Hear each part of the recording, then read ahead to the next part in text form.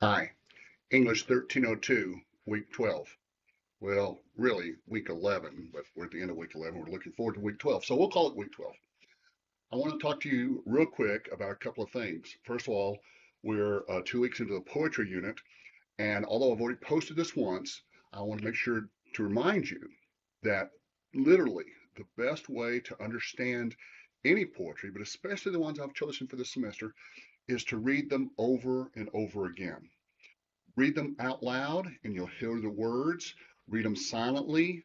Read them to someone. Have someone else read them to you. Listen to them on YouTube. Just find a variety of ways to experience the poetry, and I promise you'll understand it better. Some of the words you may need to look up. That's okay. I encourage you, once you've looked up a word, to write down the definition, or you may forget. I do that a lot. But yeah, read the poem, think about the poet, what he's trying to say, what else he could say. Poetry tends to pack a lot of meanings into just a few words. So think about what it means and what else it might mean. All right, let's talk about the R3 final draft. After you turn in the outline, you're going to want to start work on the final draft because believe me, the end of the semester is coming up sooner than most of us realize. Okay, what you're going to do is you're going to take that same outline with the same thesis and the same topic sentences and simply add to it, simply explain it. You're going to build it, work it into a final draft. Each body paragraph should start with a topic sentence, assuming you have good ones from the outline. If not, you can revise them and make them good ones. But take the topic sentence, put that at the beginning of the paragraph, and then just find a quote, a short direct quote from one of your 5 sources that supports the point, the idea made in that topic sentence, and then just explain it. And explain it not like you're explaining it to a first grader, but explain it like explain it to someone who's new to the topic. Now, at this point, you're probably kind of a mini expert. You've probably read several sources, 10 or 15 different sources in order to find just the best 5. And so you probably have more knowledge than the average reader.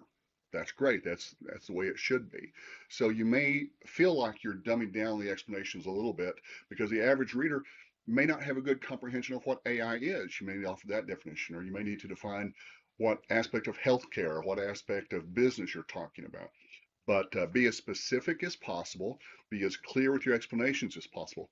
And please be sure your quote supports the point you're making in your topic sentence.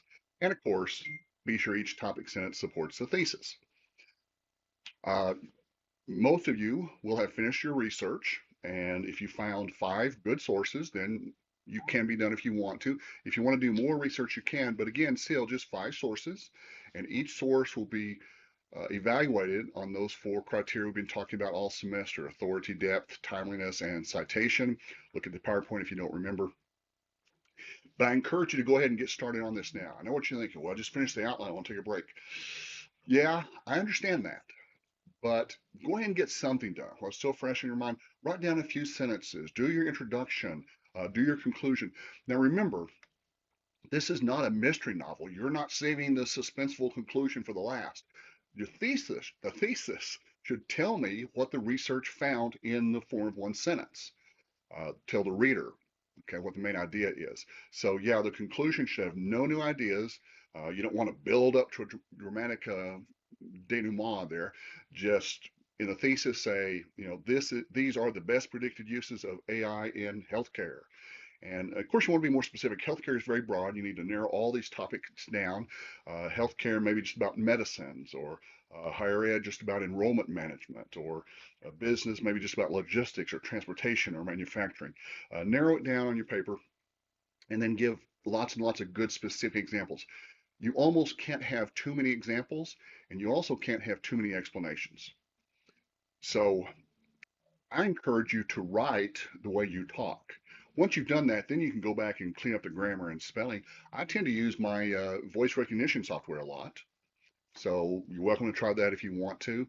But make it clear. Once you get a rough draft done, if you want me to take a look at it, I'm happy to. Just remember the due date is April the 18th, which is coming up. Good luck. Have a good weekend.